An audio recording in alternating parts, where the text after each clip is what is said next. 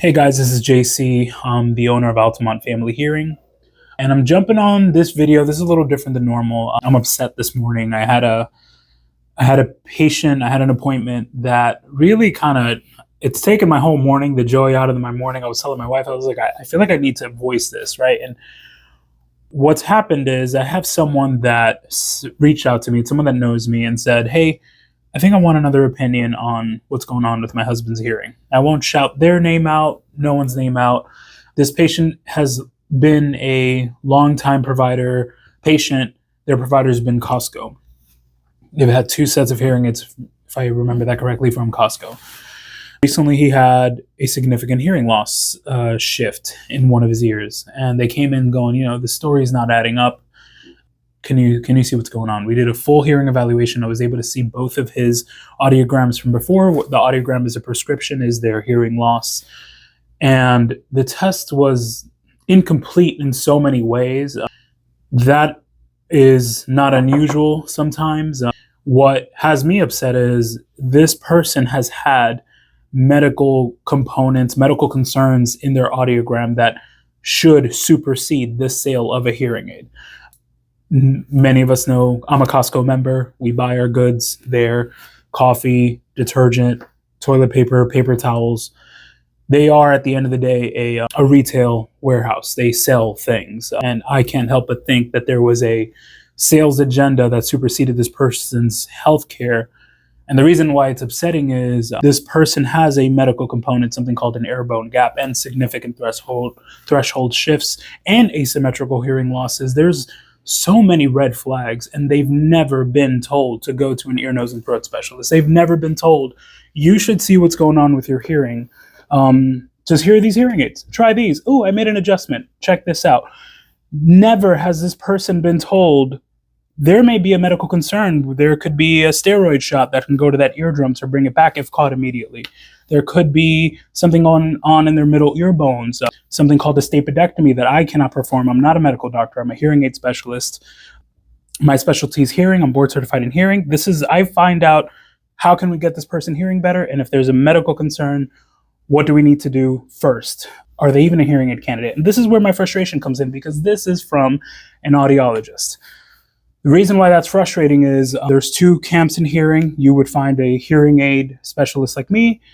I am not a medical doctor. I am not an audiologist. Normally, we see audiologists usually in medical settings, ear, nose, and throat practices. Their scope of practice is greater than mine. They can, do balance testing, do comprehension testing for auditory processing disorders. They can more accurately do a tympanogram and see if their middle ear pressure is normal, if there's something going on in that eardrum. Usually we would see more, there's more to this, right? They are, you would assume, more qualified for hearing, right? But what we see time and time again, and this is an example, is this audiologist did none of the things. I had tympanometry done, and I could see the middle ear compliance. I have a thorough hearing evaluation. I did refer this person to an ear, nose, and throat. Had lengthy notes, and our local ENTs are going to see and hopefully compare and see what happened here. It does not matter. Sometimes it doesn't matter what the person's credential is. What matters is, what are they doing? Are they in it for the right reason? Do they care about what they're doing? Are they just selling to get a commission? And we do see that with dispensers, with people with my credentials, right? We also see it, just like I saw this morning from an audiologist. It puzzles me. I've often said that if I didn't have a family to raise and a business to run, I would consider going to school to become an audiologist, because I'm very passionate about this field, and the more I can know, the better.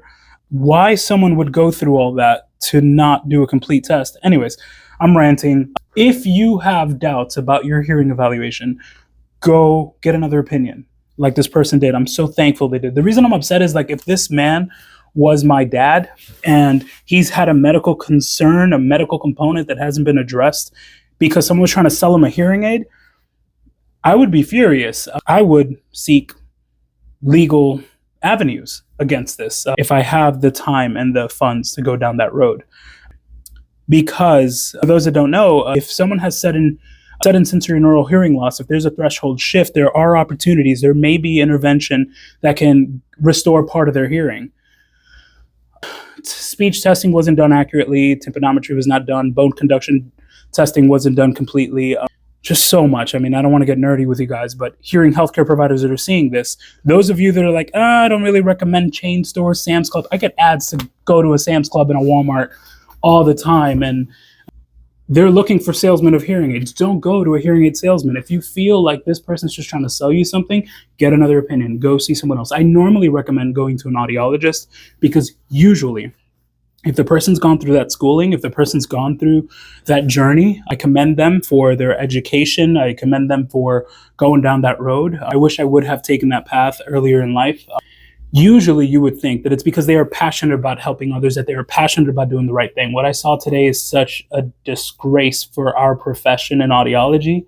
I'm having a hard time not posting who this person is or what is going on. But that's it.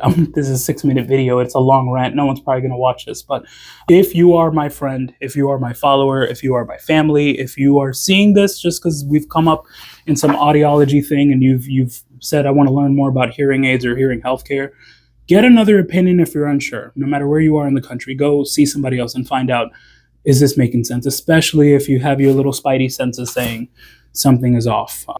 And that's mainly it. Follow the page. I'm not even doing this for a follow, but if you want audiology related content, I try to do that. I don't always have a chance to, but I want to do better. And that's mainly it. I'm signing off.